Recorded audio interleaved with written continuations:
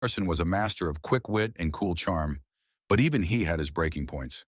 For 30 years, he steered tonight's show through celebrity egos, awkward interviews, and surprise confrontations with calm confidence.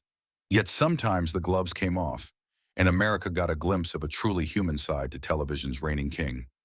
These were the rare moments when Johnny Carson got genuinely angry or defensive, when his famous composure cracked and tension sizzled on live TV. One of the most notorious clashes happened in 1982 with actor Charles Grodan. Grodan was a deadpan comic who thrived on walking the line between playful jabs and genuine disrespect. That night, he arrived to promote his book and immediately launched into a critique of NBC's treatment of authors. Instead of thanking Carson for the platform, he snapped, "Your comment about my hardcover price showed you don't care about my life's work." The disdain. You know, when I tried to talk about my book in the hardcover, you said $18.95, you know, that's a lot of money for a book. And I said it's my whole life. Thought it was. And you said, you know, maybe if it's Mother Teresa's life, you know. You remember those things, don't you? Yes, I do. I didn't know you were that sensitive. You actually remember that. I'm so sensitive, I really can't answer a question from someone who's not interested in the question. I'm very interested in the question. Now, what? All right. Chuckled, assuming it was all a bit of performance art. But Carson didn't laugh. When Grodan mimicked Carson's laid-back delivery in a robotic whisper, the tension shot up.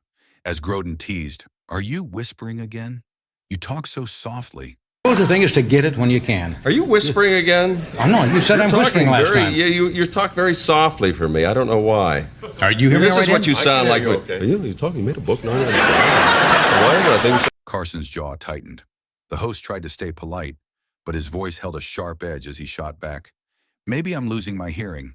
Why do you mistreat me on my own?" Have you seen those little whisper things that people get who are just on the edge of going completely deaf, where you hear something? I'm going to get you think one it's of those. me? Yeah. I think you're losing it. Well, maybe it is me, and now you want to know why I mistreat you. That's right. Now people don't understand when you come out here. And well, but look at you. I mean, you don't really care what I have to say, do you? Honestly. No. Show. You could feel the live audience lean in, wondering if Carson would let the barbs slide or strike back. Suddenly, the playful banter felt less like comedy and more like a real argument. Grodan pressed on. "You don't really care what I have to say, do you?" Carson paused, eyes flashing, before delivering a cutting reply that made the crowd gasp. It was a moment when the usually unflappable late-night legend showed he was just as human as anyone, capable of hurt feelings, snapped patience, and an almost shocking burst of emotion for viewers expecting nothing but smooth charm. Johnny's calm mask slipped off in an instant. His easy smile vanished, replaced by a hard stare nobody expected. "What do you care about in life?" he demanded, his voice low and sharp. Grodan blinked, taken aback. "I care about my health," he mumbled. I mean, in life. You care about anything? Yes. You actually care about? Yes. What? My health, and I have this terrible pain right now. That's aggravated by you asking me dumb questions like that. "And this terrible pain you're aggravating with dumb questions?" Carson leaned forward, eyes flashing. "Do you ever lie awake worrying about anything beyond this show or yourself?" I wake at night and worry about anything that doesn't have to do with the show or yourself? Yes, the mentally impaired. Grodan tried to recover, insisting he did care deeply about things like the mentally impaired. But the moment had passed. What began as playful sparring turned painfully real. The audience laughed awkwardly as Carson and Grodan finished with a stiff handshake. After that night, Grodan's visits grew rare and tightly scripted. Carson made it clear that he welcomed comedy, but he drew a hard line on personal attacks. That wasn't the only time a guest crossed the boundary. In 1980, Wayne Newton, used to Carson's monologue jokes about his Vegas image, lost his temper off camera. Security footage shows him storming through the NBC halls and barging into Carson's office. "These jokes stop now, or I'll kick your ass," Newton warned, rage in his eyes. Carson reportedly tried to calm him with fan pleasantries. Newton didn't buy it. He shoved past Carson's desk and, by his own account, even struck the host.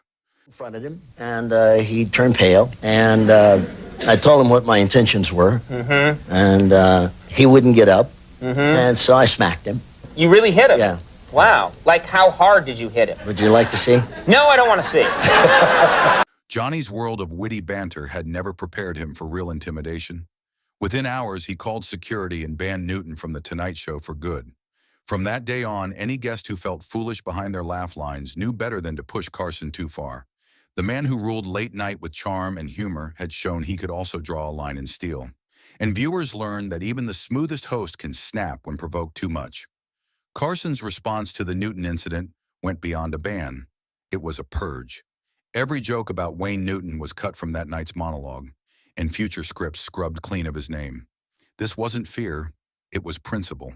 Carson believed that anyone who resorted to threats rather than professional debate had lost their place on his stage. The ban lasted for the rest of his career, sending a clear signal through Hollywood. You can make fun of me, but you cannot intimidate me. A few years later, in 1983, Carson faced another unexpected clash, this time with his closest friend and sidekick, Ed McMahon. It began innocently enough during Carson's monologue about beach safety and shark attacks. McMahon interrupted with a correction. Actually, Johnny, sharks are more afraid of us than we are of them.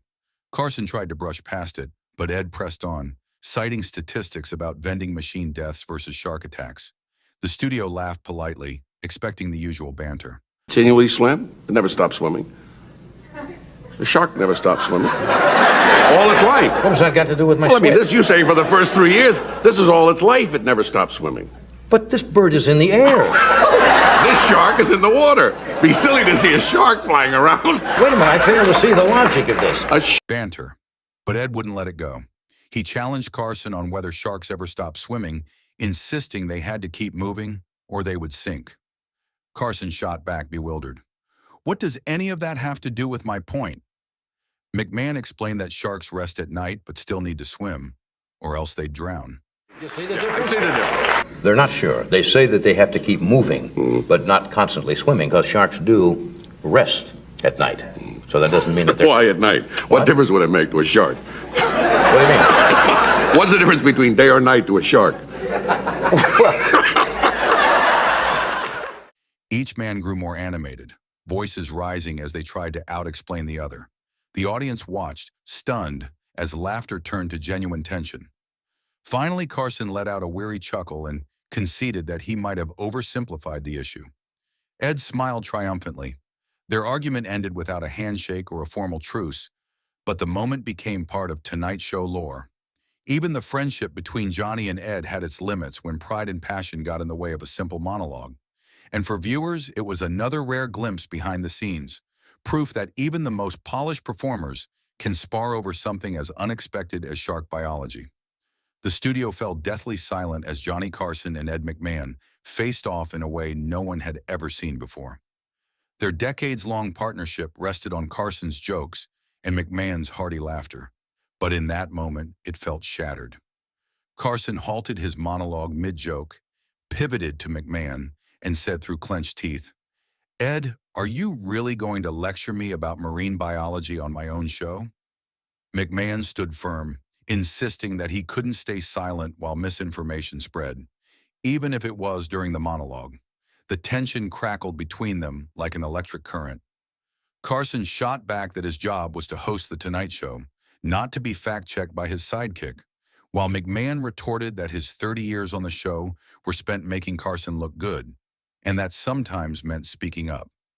The live audience sat frozen, caught between laughter and shock, feeling like they'd stumbled onto a private quarrel. When Carson finally declared, "We'll be right back after these messages," relief washed over the room, but the undercurrent of anger remained. Behind the scenes, the argument heated up even more.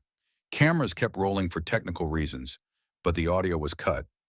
Crew members nearby recalled seeing Carson gesturing more wildly than ever, while McMahon stubbornly crossed his arms, refusing to back down. They whispered fiercely about shark gills and the mechanics of swimming, each determined to prove their point.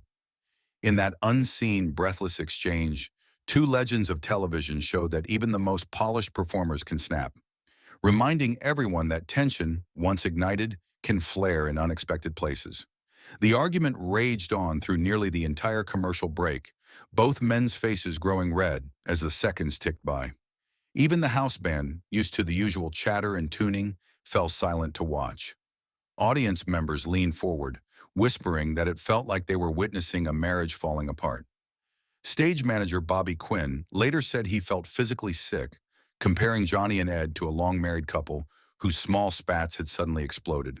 When the back in 10 seconds cue sounded, both men snapped back to their roles. Carson smoothed his tie and slid into position behind the desk while McMahon returned to his chair, mustering his famous laugh. But something had shifted. Their smiles looked forced, Carson's jokes didn't land quite as naturally, and Ed's laughter came a beat late. Even the cue music felt off. Doc Severson noted the band seemed unsettled the rest of the taping. That shark debate became legendary among the Tonight Show crew. It was spoken of as the night Johnny and Ed had their divorce, the one time their friendship played out in public conflict. Along with Grodan's price battle spat and Newton's backstage storm-in, it revealed sides of Johnny Carson few ever saw. In each case, he showed steel beneath his charm, banning Newton to protect his show, drawing clear lines with Grodan, and reasserting his authority even with his best friend. Despite the heat of these moments, Carson never let them derail his show for good. Newton stayed banned, but the issue was never discussed again. Grodan returned under tighter guidelines, and Carson's friendship with McMahon emerged stronger after surviving their only on-air clash.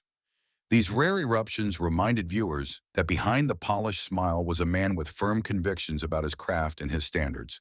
When those lines were crossed, America saw the host's true mettle, and perhaps respected him even more for it. If you enjoyed this deep dive into Johnny Carson's most intense Tonight Show moments, be sure to subscribe below and hit the notification bell. Thanks for watching, and we'll see you next time.